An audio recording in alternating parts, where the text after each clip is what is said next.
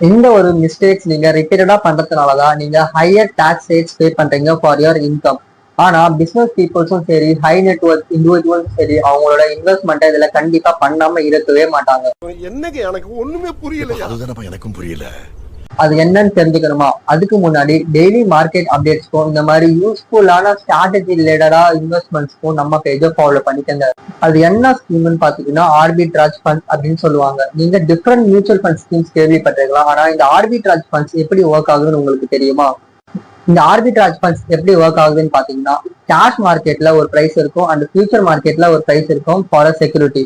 இந்த பிரைஸ் டிஃபரன்ஸ்ல தான் இந்த ஆர்பிட்ராஜ் ஃபண்ட்ஸ் பிளே பண்ணுவாங்க. இந்த மாதிரி பிளே பண்ணதுனால அவங்களுக்கு ரிஸ்க் அப்படின்றது ரொம்ப ரொம்ப கம்மியாவே இருக்கும். எதனால பாத்தீங்கன்னா அவங்க ஆப்பர்ச்சுனிட்டி இருக்கிற செக்யூரிட்டிஸ்ல மட்டும்தான் இந்த கேமை பிளே பண்ணுவாங்க. ஓகே, இந்த ஃபண்ட் மூலியமா நீங்க எப்படி பெனிஃபிட் கெயின் பண்ணலாம் நம்ம பார்ப்போமா? சப்போஸ் ஒரு இண்டிவிஜுவல் அவரோட எக்ஸஸ் மணியை பிக்சட் டெபாசிட்ல பார்க் பண்ணி வச்சிருப்பாங்க, அசியூம் பண்ணிப்போம்.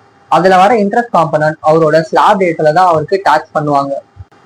வேறஸ் அந்த சேம் ஃபண்டை அவர் ஆர்பிட்ராஜ் ஃபண்ட்ஸ்ல பார்க் பண்ணி வைக்கும் போது அவருக்கு ஈக்விட்டி டாக்ஸேஷன் அப்ளிகபிள் ஆகும். இதுல ரெண்டு பெனிஃபிட் அவருக்கு கெயின் பண்ணலாம். ஃபர்ஸ்ட் 1,25,000 அவரு எக்ஸம்ஷன் கிளைம் பண்ணிக்கலாம் அந்த ஆர்பிட்ராஜ் ஃபண்ட்ஸ்ல இருந்து வர கெயின்ஸ். ரெண்டாவது விஷயம் என்னன்னு பாத்தீங்கன்னா, அவருக்கு வர 1,25,000 மேல வர கெயினை அவரு 12.5% ரேட்ல டாக்ஸ் பே பண்ணா போதும். அவரோட ஸ்லாப் இன்கம்க்கு அவரு டாக்ஸ் பே பண்ண தேவையில்ல. இதுதான் ஒரு கீ அட்வான்டேஜ்.